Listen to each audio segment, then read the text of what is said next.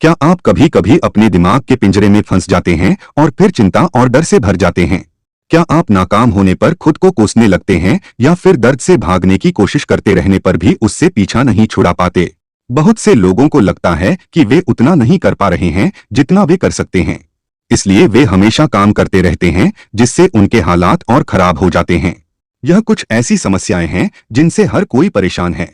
इन सभी समस्याओं की कुछ वजह है और एक बार हम उस वजह को जानकर उसे खत्म कर दें तो समस्या अपने आप ही खत्म हो जाती है। यह किताब हमें बताती है कि हम किस तरह से अपने अंदर की नेगेटिव भावनाओं को अपनाकर उनसे समझौता कर सकते हैं और एक बेहतर जिंदगी पा सकते हैं। हम हमेशा से ही इन भावनाओं से लड़ने की कोशिश करते आए हैं और हमेशा ही नाकाम हुए हैं।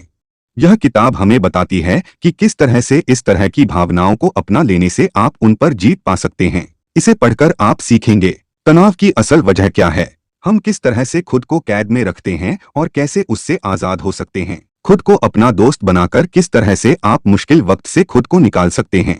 आज के वक्त में हर कोई अपने भविष्य के बारे में सोचकर चिंता में है। हम अपने भविष्य के बारे में आज इतना ज्यादा सोचने लगे हैं कि जब हम अपने परिवार या अपने दोस्तों के साथ होते हैं तो हम उनसे भी अपने भविष्य के बारे में ही बात करते हैं। हम में से बहुत से लोगों को लगता है कि हम जितना कर सकते हैं उतना कर नहीं पा रहे हैं।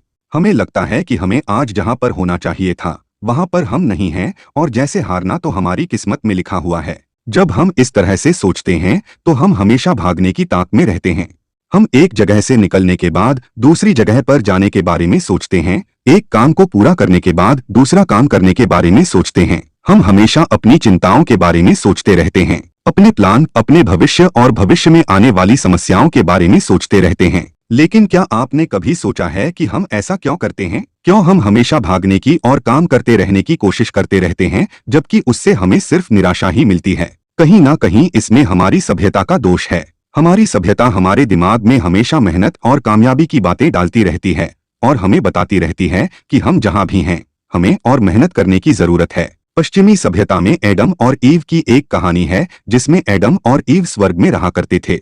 उन्हें सब कुछ करने की आजादी थी लेकिन एक पेड़ से सेब को तोड़ने की आजादी नहीं थी। जिज्ञासा में आकर वे उस पेड़ से सेब तोड़ते हैं और नियम न मानने की वजह से उन्हें स्वर्ग से निकालकर धरती पर फेंक दिया जाता है। फिर एडम और ईव से इंसानियत की शुरुआत इस धरती पर हुई। इस कहानी से हमें यह सीखने को मिलता है कि इंसान पाप से भरा हुआ है, उसे नियमों को न मानने की आदत है और उसका लालच कभी खत्म नहीं होता। सब कुछ होने के बाद भी उसे कुछ ना कुछ चाहिए होता है। इस तरह से हमें बचपन से ही खुद के बारे में गलत सोचना, बुरा सोचना सिखाया जाता है। 1970 में वाशिंगटन डीसी में एक टाइगर को एक छोटे से पिंजरे में रखा गया था। उस टाइगर का नाम मोहिनी था। बाद में उसे उस पिंजरे से निकालकर एक बड़े और खुले मैदान में रख दिया गया जहां पर घास थी, एक तालाब था और काफी जगह थी। लोगों ने सोचा कि उसे यह नया घर बहुत पसंद आएगा, लेकिन ऐसा नहीं हुआ। मोहिनी बगीचे के कोने में एक जगह बैठी रहती थी और वहां पर तब तक बैठी रहती थी जब तक उसके नीचे की घास बड़ी बड़ी ना हो जाए। वो आजादी मिलने के बाद भी खुद को एक कैद में रखे हुई थी और उससे बाहर नहीं निकल पा रही थी। इस बार ताला उसके पिंजरे में नहीं, उसके दिमाग में लगा था। इस तरह के ताले बहुत से लोगों के दिमाग में लगे हुए हैं। हम सभी खुद को यह बार बार बताते रहते हैं कि हम बेहतर नहीं हैं, हम जो भी कर रहे हैं वो काफी नहीं है और हम कभी उस काबिल नहीं बन पाएंगे जैसा बनना चाहते हैं। इस तरह की मानसिकता हमें एक कैद में रखती है। हम सोचते हैं कि हम काबिल नहीं हैं और अपना मनचाहा काम नहीं कर सकते और इसलिए हम उसे करने की कोशिश भी नहीं करते। इस तरह से हम खुद को एक दायरे में कैद कर लेते हैं और बाहर जाकर बगीचे में घूमने की बजाय एक जगह पर तब तक बैठे रहते हैं जब तक वो जगह बैठने के लायक नहीं रहती। लेकिन जरूरी नहीं है कि हम इस तरह से एक जगह पर सारी उम्र बिताएं। अगर यह ताला हमारे दिमाग में लगा है तो चाबी भी हमारे दिमाग के पास ही होनी चाहिए। इसकी चाबी है खुद को अंदर और बाहर से अपना लेना, अपनी कमियों को अपनी खामियों के बिना सही या गलत कहे उसे अपना लेना। इस तरह से अपनी भावनाओं को और अपने विचारों को अपना लेने से आपका दिल खुल जाएगा, जिससे कि आप खुद को आजाद करके वो काम कर पाएंगे जो आप करना चाहते हैं। बहुत बार हमारे दिमाग में कुछ ऐसे ख्याल आ जाते हैं जो हमें अच्छे नहीं लगते। उदाहरण के लिए हो सकता है कि आप एक व्यक्ति से बिना वजह नफरत करते हो, लेकिन इसके लिए खुद को कोसने की बजाय यह मान लीजिए कि वो भावना आपके अंदर आई थी और फिर उसे अनदेखा कर आगे बढ़ जाइए। इस तरह से आप खुद को आजाद कर सकते हैं। तुरंत फैसले लेने के बजाय 1 मिनट के लिए खुद को रोकिए और फिर फैसला लीजिए। बहुत बार हमारा दोस्तों से झगड़ा हो जाता है और हम उनसे गुस्से में आकर बात करना बंद कर देते हैं। लेकिन क्या इस तरह से तुरंत फैसला लेना अच्छी बात है? अपनी जिंदगी से पूरी तरह से निकाल देना अच्छी बात है जो हमें सिर्फ कुछ वक्त के लिए तकलीफ देती हैं। हमारे अनुभव से ही हमारा स्वभाव बनता है। अलग अलग लोग एक ही चीज को अलग अलग नजर से देखते हैं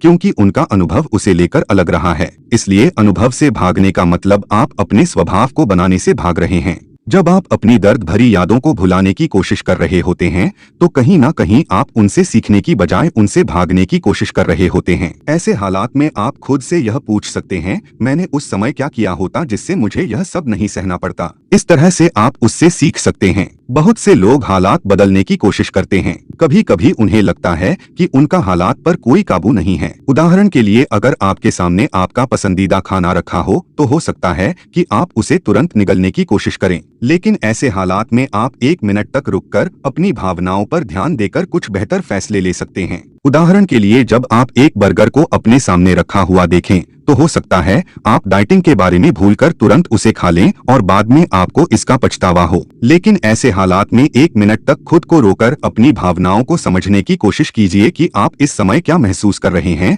और उसे खाने के बाद क्या महसूस करेंगे। इस तरह से आप एक बेहतर फैसला ले सकते हैं। इस तरह से आप खुद को अपने डर, अपने गुस्से या फिर अपनी चिंता को समझने का एक मौका दे सकते हैं। खुद को अपना दोस्त बनाकर मुश्किल वक्त में खुद को संभालने की कोशिश कीजिए। जब आप हारते हैं तो क्या आप खुद को कोसने लगते हैं या फिर खुद को नाकाम व्यक्ति समझते हैं? क्या आप खुद से यह कहने लगते हैं कि आप यह काम नहीं कर सकते? बहुत से लोग ऐसा करते हैं। लेकिन अगर आपका दोस्त कभी नाकाम हो जाए तो क्या आप उसे भी इस तरह से डांटेंगे या फिर उसे सहारा देकर ऊपर उठाने की कोशिश करेंगे? बहुत से लोग खुद को तभी शाबाशी देते हैं जब वे कामयाब हो रहे होते हैं। जरा सोचिए कि आपका एक दोस्त आपके कामयाब होते ही आपके पास आ जाता है और आपके नाकाम होने पर आपसे दूर भागने लगता है। क्या आप उसके इस तरह के होने पर खुश होंगे? बिल्कुल नहीं। लेकिन बहुत से लोग इस तरह का बर्ताव खुद के साथ ना जाने कितनी बार करते हैं। क्या आपने कभी किसी को गले लगाते वक्त यह पता करने की कोशिश की है कि आपको उन्हें कितने समय तक गले लगाने की जरूरत होती है?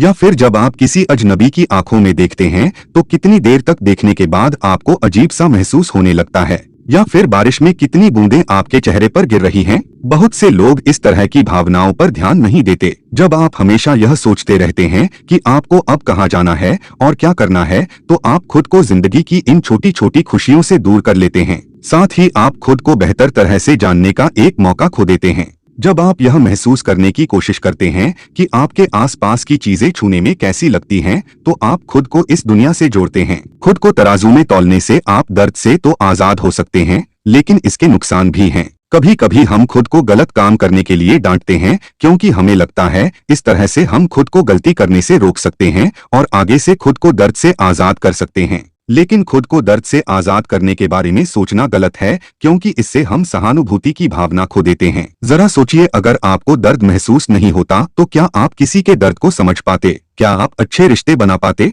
हम अपने डर, अपनी चिंता और अपने मानसिक दर्द से भागते रहने की कोशिश करते हैं क्योंकि हमें लगता है कि इस तरह से हम उससे पीछा छुड़ा लेंगे। लेकिन जरा खुद से सवाल कीजिए कि आप कब इसमें कामयाब हुए हैं? यह करने की कोशिश में आपको और ज्यादा दर्द मिलता है या फिर आराम? संभावना है कि आप खुद को और परेशान कर देते हैं। इस तरह से भागने से कोई फायदा नहीं होगा। जब तक आप अपने दर्द का सामना करके यह समझने की कोशिश नहीं करेंगे कि वो दर्द कहाँ से पैदा हो रहा है, आप उससे खुद को आजाद नहीं कर पाएंगे। इसके अलावा जब आप अपने दर्द को समझते हैं तो आप एक तरह से उससे समझौता कर रहे होते हैं जिसमें फायदा सिर्फ आपका होता है। आप खुद के अंदर एक सहानुभूति की भावना पैदा कर पाते हैं और यह पता कर पाते हैं कि आपको दर्द क्यों हो रहा है, जिससे आपको उससे छुटकारा मिलता है। इस तरीके को खुद से सहानुभूति जताना कहते हैं। आप खुद के साथ अपनी सारी उम्र सारा समय बिताते हैं और जब आप खुद को ही समझकर खुद से सहानुभूति नहीं दिखाएंगे तो क्या आप दूसरों से सहानुभूति दिखा पाएंगे? इसलिए दर्द से भागने की बजाय उसे समझने की कोशिश कीजिए। सारांश: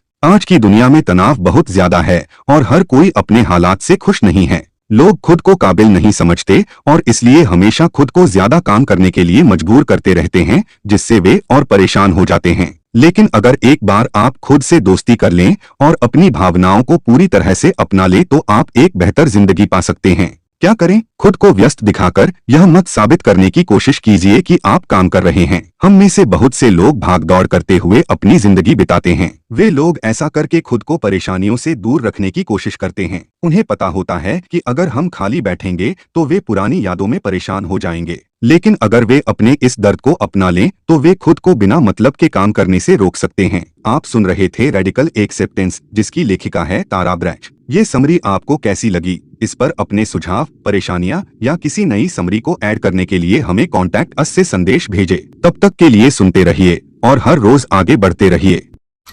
Maybach music. Can anybody out there, yeah?